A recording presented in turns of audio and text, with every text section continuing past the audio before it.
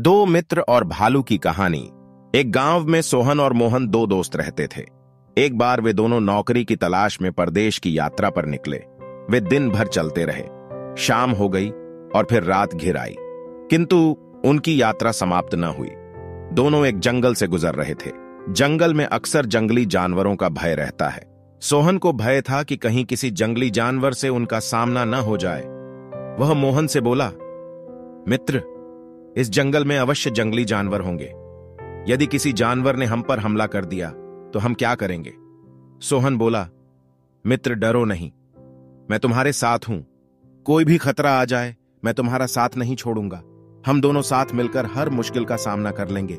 इसी तरह बातें करते हुए वे आगे बढ़ते जा रहे थे कि अचानक एक भालू उनके सामने आ गया।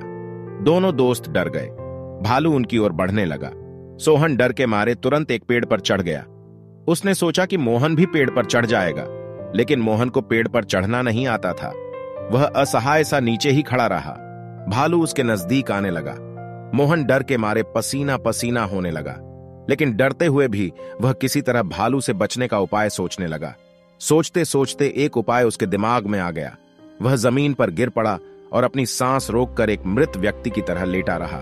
भालू नजदीक आया। मोहन के चारों ओर घूमकर वह उसे सूंघने लगा। पेड़ पर चढ़ा सोहन यह सब देख रहा था। उसने देखा कि भालू मोहन के कान में कुछ फुसफुसा रहा है। कान में फुसफुसाने के बाद भालू चला गया। भालू के जाते ही सोहन पेड़ से उतर गया। मोहन भी उठ खड़ा हुआ। सोहन ने मोहन से पूछा, मित्र, जब तुम जमीन पर पड़े थे तो मैंने देखा कि भालू तुम्हारे कान में कुछ फुसफुसा रहा है। क्या वो कुछ कह रहा था? हां, भालू ने मुझसे कहा कि कभी भी ऐसे दोस्त पर विश्वास मत करना जो तुम्हें विपत्ति में अकेला छोड़कर भाग जाए। कहानी से सीख, जो दोस्त संकट में छोड़कर भाग जाए वह भरोसे के काबिल नहीं।